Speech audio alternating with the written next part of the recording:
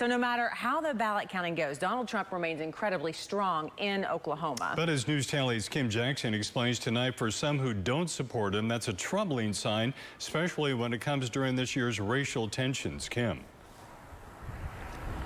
Well, the American people have spoken, and many of them are still embracing President Trump. That's an issue for some people here in Tulsa, because in this city, we've been dealing with racial tension for 100 years. We've seen Tulsa digging for and finding mass graves from the 1921 Race Massacre.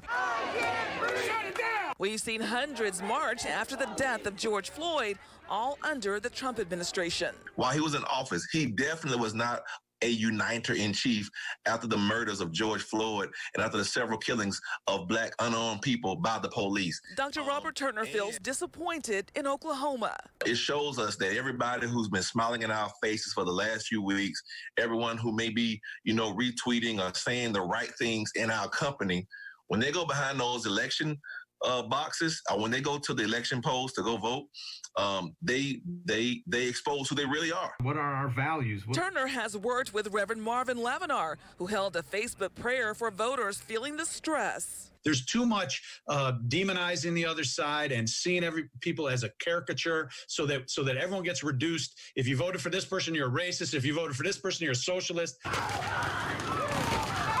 He knows emotions are real, but says so is the work in what he calls a country divided. White folks really need to reach out and try to listen to and understand people who have a different experience of our city and of our country than we do as a white person. And Turner says it does matter who's elected.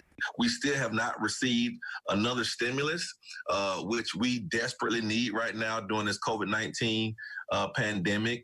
And we've seen a Senate rush through a Supreme Court pick in like a few weeks. So it definitely matters who's in office.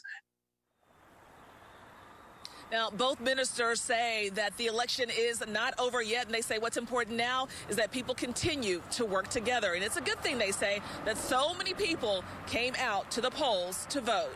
Live near downtown Tulsa, Kim Jackson, News Channel 8.